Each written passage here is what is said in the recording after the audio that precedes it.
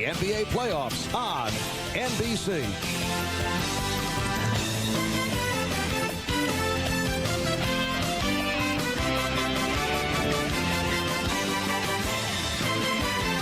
Christian Javier brings it. There it goes.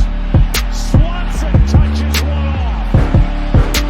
5-0 Atlanta here in the fifth.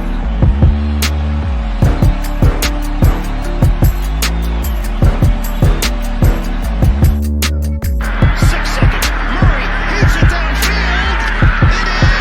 Oh, it's caught. It is caught.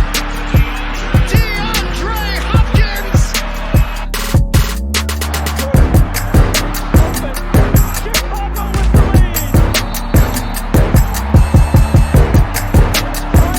Gentlemen, a pleasant good afternoon to everybody. It is your boy Louis coming back at you once again with another heavy hitter banger with yet another video. Smash that like button, hit that subscribe button, make sure those notifications are turned on. Make sure you guys are sharing on your social media platforms. Truly appreciate it. Hope everybody is having a wonderful Sunday afternoon here, midday in NY. It is cold as F out here.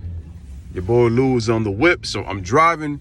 You already know what it is. I'm just waiting for my mom to get some stuff done, and then, we be on our way. But in the meantime, now that I have some time, let me just get on with the video, man. Hope everybody is having a wonderful Sunday once again. Peace and blessings to you guys. On to the video. So, the Brooklyn Nets and the Los Angeles Lakers have been two disappointments, despite the fact that the Brooklyn Nets have a better record than the LA Lakers. Right now, they are at 29-22, but I believe they've lost, 7 or 8 or their last 8 straight games, I believe, have the Brooklyn Nets lost.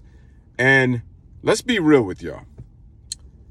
Talking about that Laker game last night with the New York Knicks, I was not impressed with it at all. I know Laker fans are going to be. I know LeBron fans are going to be, because they're going to be impressed by how LeBron was able to, put up a triple-double in 40 minutes coming off a knee injury. But here's the issue. The issue is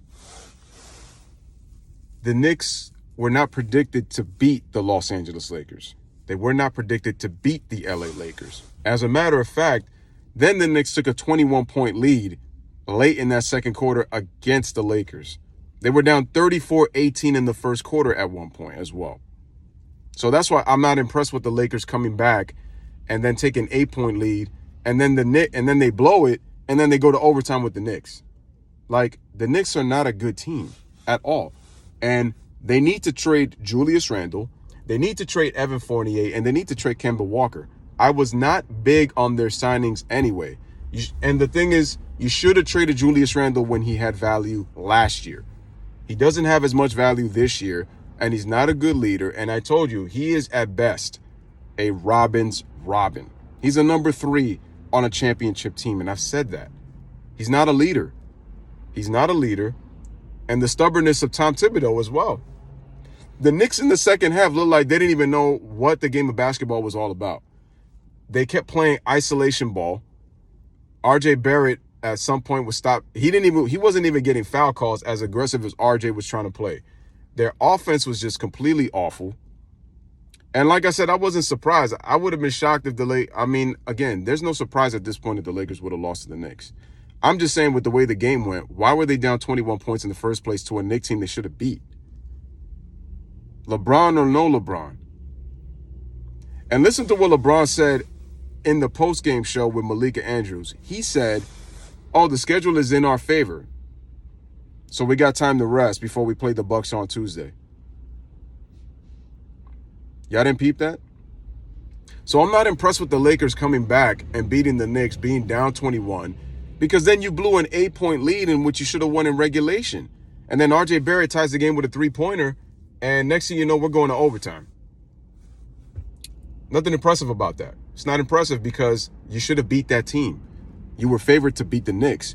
Why did the game go to over? First of all, why were you down 21? And then when you were up 8 with a minute and a half remaining, why did you blow an 8-point lead? But I know it's Russell Westbrook's fault because he only scored 5 points. He turned the ball over about, 5 or 6 times? I think 4 turnovers. Whatever the amount of turnovers it was, you could correct me. Westbrook was only 1 out of 10 from the field.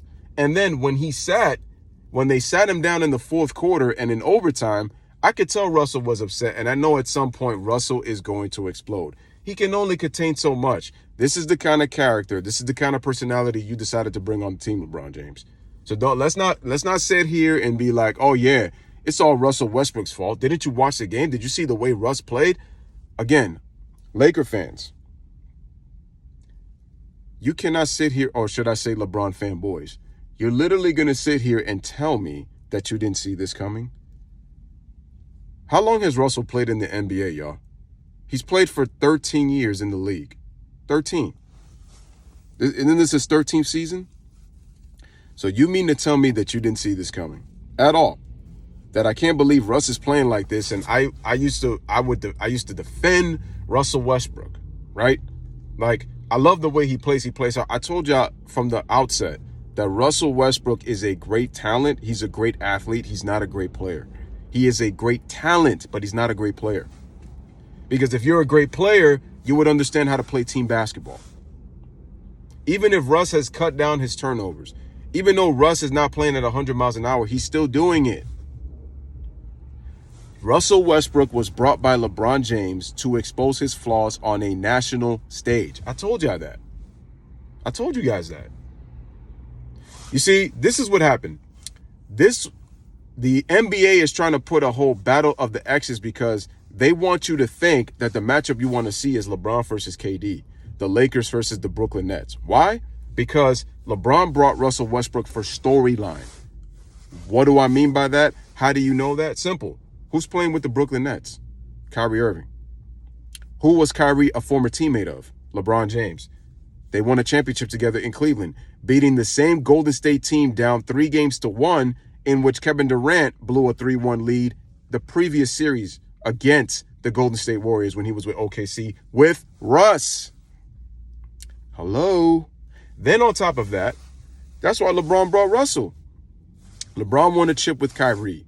KD could not win with Russ. KD's trying to win with Kyrie to say LeBron did it, I can do it too. And then LeBron comes back and tries to troll KD and tries to say, well, you couldn't win with Russ. I'm going to win with Russ to show you why I'm the greatest of all time. See, that's what this is about. It's the battle of the X's, and this is the NBA Finals that the LeBron fanboys want. That's what they want. The mainstream liberal sports media, that's what they want. They want the ones that are fanboys of LeBron James, they want Lakers versus Nets. But we're talking about basketball. What is the actual basketball matchup that we want to see? I wouldn't mind seeing a Suns-Milwaukee Bucks Part 2.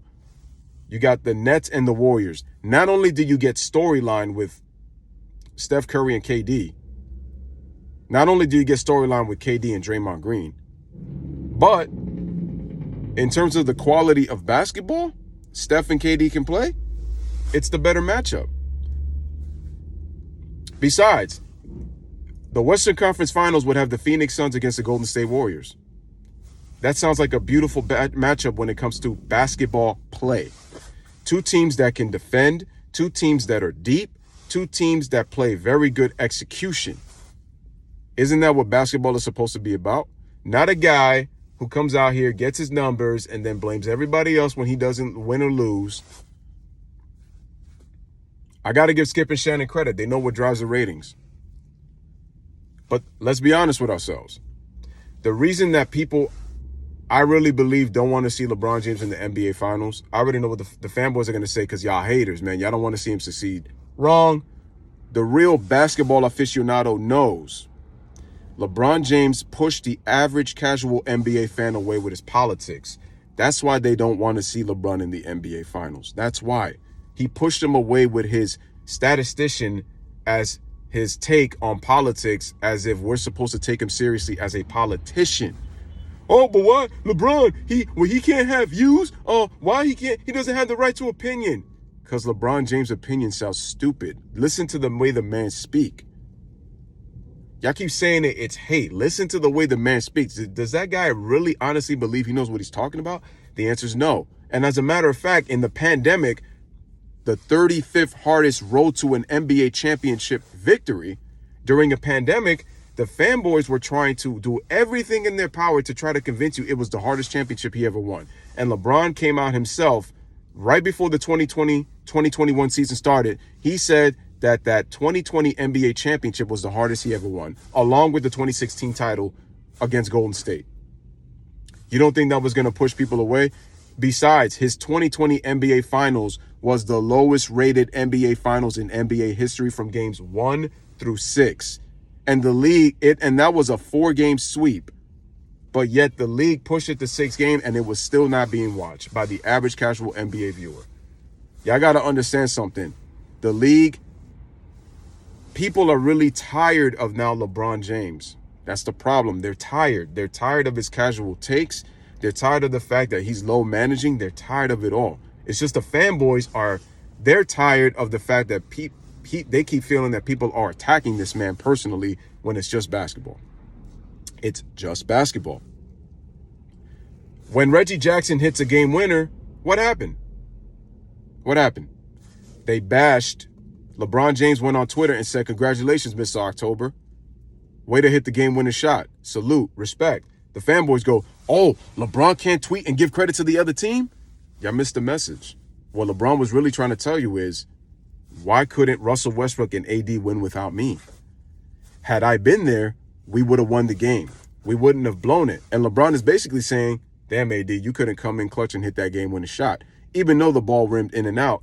Once again, I'm going to tell you, why is it that without Paul George, without Kawhi Leonard, without Ivica Zubac, that the Lakers find themselves down 17? Even if the Clippers blew it, the Lakers should have won that game. They should have never been in the game down the stretch.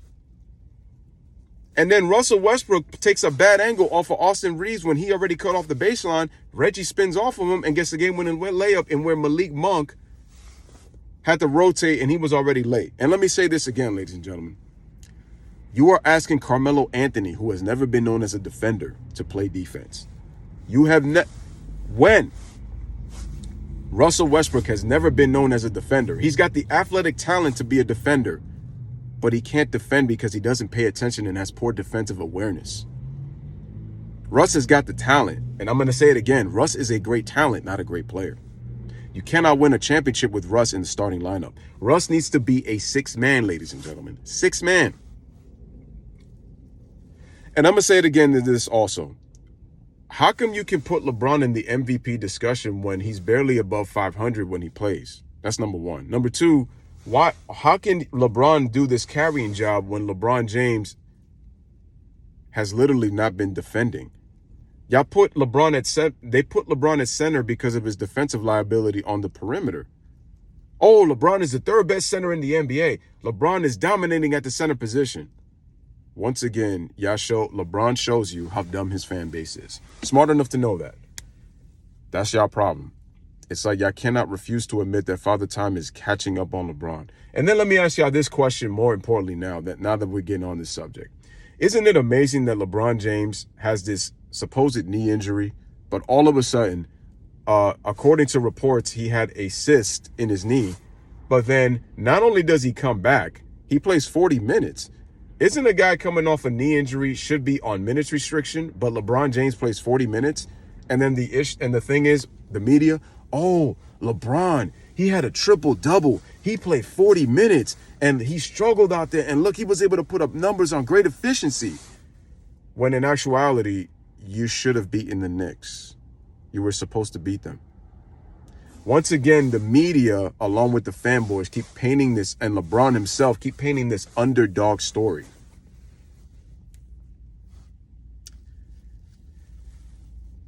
This is LeBron as a basketball player when you critique his career. And yes, I've gone long, but this is the whole point. My point is, the NBA Finals that supposedly the mainstream media wants to see is about talk. It's about gossip. When we talk about basketball quality, you're not going to really see it. That's why, let me ask you guys a question in the chat. What is the best basketball that you would like to see in the NBA Finals between and I almost said between Brooklyn and against the Lakers. No.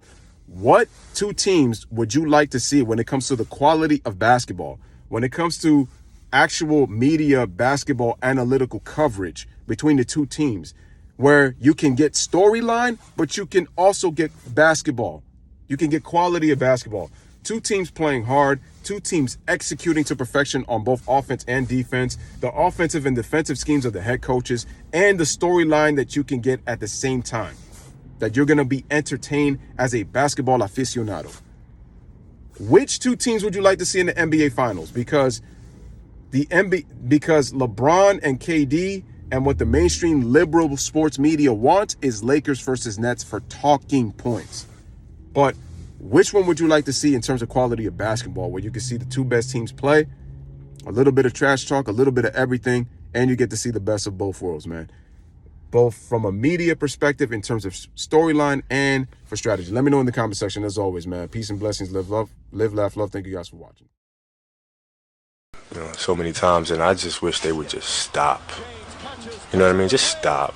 I mean, he was, Michael Jordan. I'm Kobe Bryant. I mean, we're two different players, and I wish people would just let it go. It really annoys me because you can't compare.